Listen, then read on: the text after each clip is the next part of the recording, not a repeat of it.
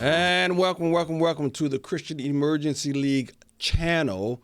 I am Pastor James Pittman of New Hope Community Church, talking with Jay. Jay was one of our speakers at the April meeting, the Northwest Townhall Community Conference, if you want to call it.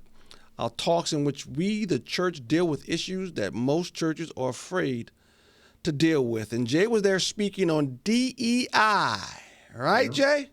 That's right. Let me get going. Here's the first clip in which Jay shared with us that the inclusion is not, well, here's the first clip. So I get there at this big position, executive role now, and some of the people that I'm managing, they say, "Hey, Jay, nobody's really happy that you're here." I say, "Well, what do you mean?" They said, no, don't get me wrong. We love you. I mean, we know you, and you're a great guy, and we know you're going to do a good job, but things have happened since you've been gone. What happened? Well, a lot of the black people and some of the white people have been walking out of meetings. So what do you mean? Why are you walking out of meetings? Well, we're just not happy with the way that they're treating us. And we're not so sure what side you're on. You see, you talk a little white, and your wife is white, and we know that you're a bit conservative, so we're kind of concerned on which side you're on. I say, you gotta be kidding me. Which side I'm on? See, it's not DEI, diversity, equity, inclusion, and we want everybody except for those who don't agree with what we do. They were drawing hard lines of exclusion. It was impossible to manage people like that. That's the first thing I learned about DEI. So the inclusion is not really inclusion. It's not what they say. Inclusion is not for everybody. It's for people who are going to wholeheartedly agree with their ideology. And I didn't know that. I didn't even know what DEI was before I even got there. I'd heard of it, but I realized that they were making me pick a side in that moment, which that was tough, man. You know, because you didn't know what you were choosing at the time. You know, and the entry points, you know, anybody could fall for. You know, there's racism, there's injustice here. You know, nobody wants to be on the side of racism or injustice. Of course not. But of course not. When you start asking questions and further defining stuff, you're like, well, hold on, time out. This isn't racism. And you sort of see that when you have the left-leaning politicians who claim to be liberal and all-inclusive, and we have the big tent until you go against them. That's right. And when you say, maybe the Bible that I read doesn't accept homosexuality. Homophobe. That's right. And maybe the Bible, some sort of phobia or whatever. And so the truth is, the DEI, inclusion, except for Christianity, it seems like. That's right. Here's the second clip he had from the night in which he had a great talk. Here it is. The second thing was that it's not biblical Christianity, no matter how much they say it is. So I went to the executive director and I said, "Hey, have you guys been having problems?" And he said, "Yeah, a lot of black people and white people have been walking out of meetings, out of protests for BLM and what have you." And he said, "I didn't tell you, but I was hoping you'd help me with it." So I wish you would have told me. And by this time, I called James almost every hour, you know, and he walked me through all of it. But there was an interesting situation that happened. The executive director was white. Most of the kids that we ministered to were black, impoverished, and Vietnamese and Hispanic, all in poverty. And so most of the ideology that exists within those communities is DEI, social justice, all that stuff. They're all cousins. Except for our nonprofit at the time. We were gospel-centered, Bible-believing, Bible-teaching. So what you're finding, what you're saying is The reality is that in a lot of the minority communities, the true gospel is a minority position, and the DEI is a majority message that's being taught? Yeah, that's true. That's it is for that reason that I left the first time I worked at the nonprofit before, and I left because I thought, man, there's not a lot of churches that are like this, that are Bible centered in those communities, and so I'd like to try to start one. But man, I realized that you're the minority and you're not welcome. And it was hard because they thought, well, if you're just preaching they call it the justification gospel only, then they don't think it's the gospel at all. And so, yeah, you're the extreme minority in that case. And the nonprofit was, but there's not many churches like that. Yeah, I was shocked to hear that. The justification only gospel. And I thought, I don't. Justification only gospel. Have you read Galatians? Yeah. So what kind of justification only gospel? What kind of so they're saying the liberation gospel? Is that what you're saying? Liberation theology. They may not use that terminology. Oh my goodness! But yeah, it's Black liberation theology, man. Yeah, just repackaged, right? Repackaged. Yeah. Wow. Yeah. That is amazing. That is amazing. As if there's two legitimate different gospels. Yeah. Wow. One gospel, but they claim one gospel. Yeah.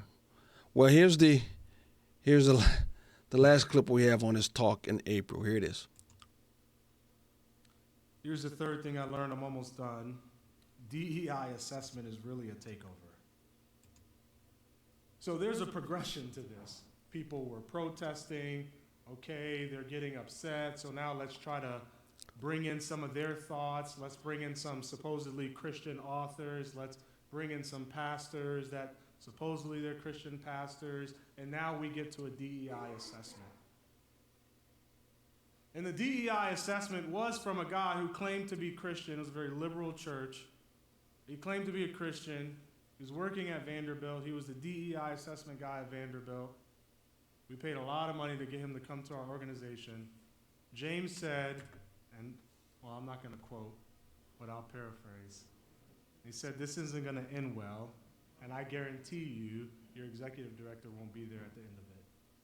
That's what he said. I said, nah, James, that's intense. He'd been there 20 years. He'd started this thing. He said, okay, Jay. Okay, that's what James says. Okay, Jay. Okay. That's what he says. Okay, Jay. He's very patient with that.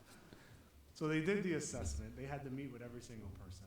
So it gets to me. And then I say, hey, man, I'm going to be honest with you, I do not think this is biblical. I'm for diversity. I'm for justice. I'm for inclusion in the sense that everybody can hear the gospel. But I don't think this is biblical. I just don't. So to be clear, the assessment, how did that assessment go toward the end? Yeah, at the end they concluded, I believe it concluded with the findings that there was, within the structure of the organization, there were racism embedded in the structure of how we set up the organization. And so I think that's what led to the executive director, who was white. What does that mean? Wait. What does that mean? It's racism within the structure. You mean you have a white person as the head? That's basically what they're saying? The way it's set up, the way Did they clarify the way it's set up? Or? It was interesting. I'll give you an example. It was one of the things that they thought were really bad was, I think when we would go to raise money, we would put kids' pictures on like a baseball card. And we would have some of their information, their school age, what are their hopes and dreams. And we would hand out the baseball card, I believe, to like potential donors, and they would have a kid or something like that. And they would see information about some of the kids we serve. And I think one of the DEI proponents in the organization, like one of our staffers, they felt like we were, what's the word I'm looking for? We were like soliciting kids, like using them in a bad way and almost like looking down on them. But the kids enjoyed having their picture on a baseball. They thought it was kind of cool that their picture was on a baseball card and they had their info on it. But they said we were like almost demeaning the kids. And I thought, I think you're looking too into this. I think you're just looking a little too into this. But that was an example of how the structure of the organization and how we did things, how we raised money, how we treated the kids. They felt like it was from, obviously this is CRT, from a white,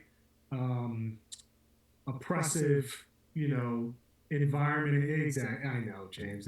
How you're looking is how Yeah, I this feel. is crazy. And if you asked any of the kids, none of the kids felt like they were treated any kind of way. They were like, no way this guy, the executive director, is a racist. No way. This guy loves us. He's always with us, no Wow. way.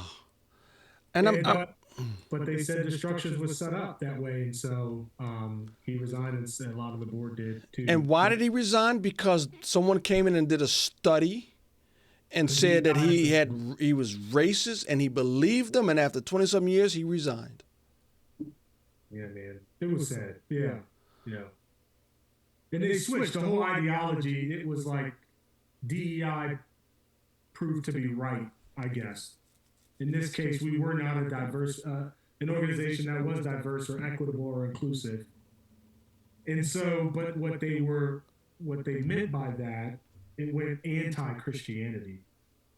And anybody who was a Christian, in my opinion, you don't have to be conservative. You can throw that word away. But anybody who was a Christian, a Bible-believing Christian, they would have, honestly disagreed with DEI, and so they left. This is insane. Yeah, it was. It is absolutely insane. And I didn't say this in the talk, and I wanted to, but even though the language may sound the same, I've learned to ask people what they mean by that. Absolutely. Yeah, it's because I was like, oh, wow, we don't mean the same thing when we say gospel. Absolutely. We don't mean the same thing, yeah. And so I've learned to do that, yeah, which it's tough, but it's our reality now. Wow, that is mind-blowing to me. Yeah, no. But, and you know what? Let me be honest. The foolishness that came from the world in the form of DEI, that's not what's mind-blowing. Is that Christians cave to that crap. Yeah. That's what's mind-blowing. Yeah. Do you think, let me just play devil, let me just hypothetical. What if the Pharisees would have come to Jesus and said, you don't have enough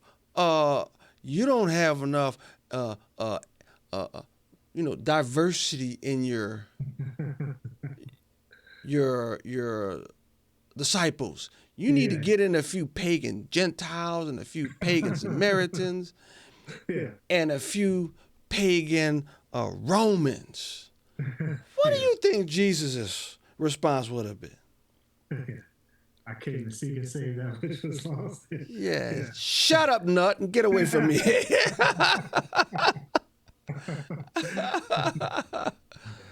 Well, all right, Jay, thanks a lot. We are looking back in April, and we're also looking forward to July.